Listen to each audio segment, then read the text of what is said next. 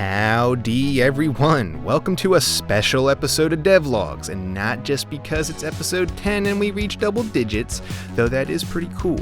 The reason being for this is that I have completed the Wwise 301 exam. As for my results, hot diggity dog, we done did it. Looking back on this adventure, I may have realized that the 301 certification was designed with the idea that all the other ones had been completed, but it was definitely doable without the 200 level ones. However, taking the 101 certification is a definite must. I would not advise going through this without doing that one first.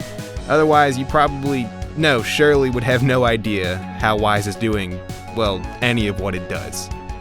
That being said, my summer plan after finishing spring classes is to go through the 201 certification and possibly the 251 certification, depending on how I am on time. But enough of that, because look at this.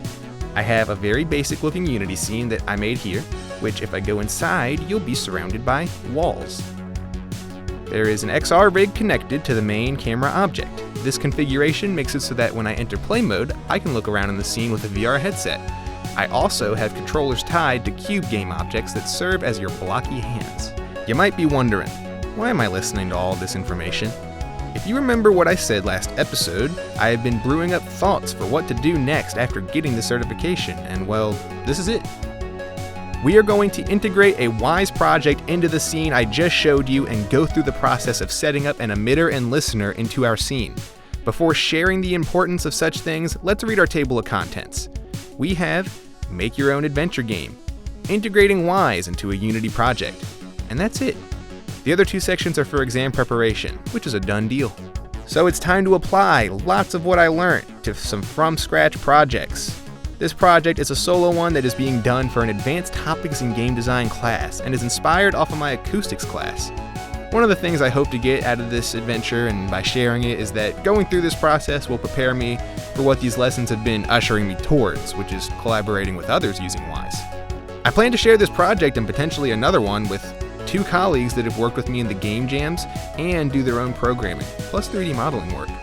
Since it'll be their first time seeing and my first time using Wwise for a video game other than the ones in the certifications, it will be nice to have an example such as this one to demonstrate some of its capabilities, rather than simply talk about them. With that being said, we gotta get this project rolling. I already have created a Unity project, which is no big deal. The lesson starts by showing how to do this with the Unity launcher and has us create a 3D project, which coincidentally the one I created is, and is also set up for virtual reality.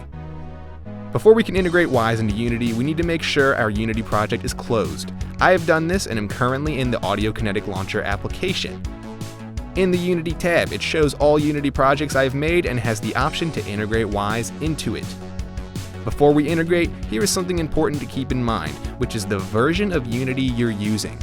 On this page you see here, which I found easily by typing Wwise Unity 2021, you can access release notes for game engines that Wwise supports. The important part of these release notes is the version of Wwise that is compatible with Unity. My project runs on the 2021.3 version of Unity. In the notes, it says that this version compiles with the 2022.1.3 version of Wwise. With this information, this means I can download a newer version of Wwise than the one I've currently been using, which will successfully work with the version of Unity my project is on. I did the downloading on my own time, so we can go ahead and integrate the newer version of Wwise into my Unity project. In the Unity tab, I click Integrate Wwise into the Unity project I am doing this for. Moving over to Unity, you'll see we are in a scene I am making for a video game project. That's not what's important right now. Go ahead and look at the bottom view where there are 3 tabs. One of those is the Wwise Picker tab, meaning our Wwise project has successfully been integrated into Unity. In order for your project to be properly connected and to take note of any changes made in Wwise while you're working, make sure the Wwise project that correlates to your Unity one is booted up as well. Whatever game you plan on making, how you perceive sounds and where those sounds come from can be determined or modified by the AK listener and initializer components. The lesson shows us how to set these components up because they are a necessity for your first steps into setting up a soundscape in a game. We're going to fine-tune my project to meet needs regarding where audio should be perceived from. This will be done using AK Audio Listener and AK Initializer components, as well as some others. The emitter is our game object that will post events for us to hear. The listener is what references any of those posted events and is usually a representation of the player. To listen to posted events, the AK listener component will be used. Rather than see this demonstrated through the Wwise adventure game example you see here, let's look at my project. In this picture, we will need to assign an AK game object, which is our emitter, and an AK listener component, which will be the player. The radio you see here will have the AK game object component, whereas the camera you see here will have the AK listener component. The camera game object is a representation of where the player's headset will be. Whether listening through headphones or the headset speakers, my goal is to create an environment where sound is distributed appropriately and the player is able to perceive this. For example, I am using the 2x3 view here that the 301 lessons had previously used. During play mode, you can see that wherever the headset moves, the field of view for the player follows. The radio will be an emitter, where once the music playing reaches the player, it can be heard with 3D spatialization taken into account. I'm not showing everything here, but here's what I've set up. I have an SFX object named radio, and in the properties menu have enabled custom attenuation, and defined the SFX object as an emitter with automation. I opened up the attenuation editor so that you can see the volume fall off that is enabled, as well as a cone. What this means that I'll show you is two things. Based on the orientation of the radio, it will play music louder or quieter, depending on what way the radio is facing. Second, the further or closer the radio is from the listener, the louder and quieter it may get. The SFX object is tied to an event in Wwise that is in my demo level sound bank for the demo level scene in Unity. Using an AK bank component on the Wwise global game object, I have it set to load this sound bank on awake before any other events can be posted.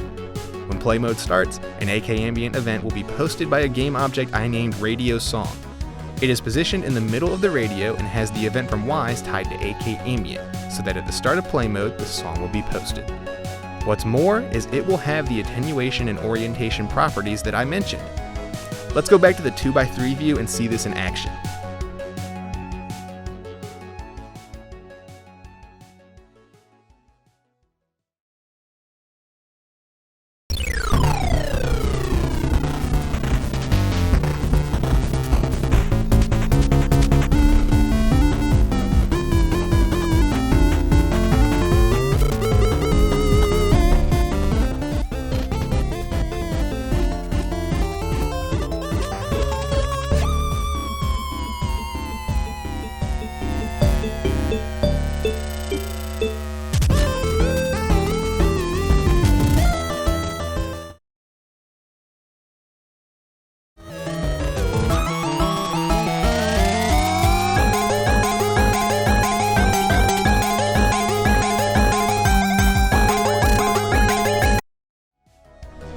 Song plays at the start of play mode.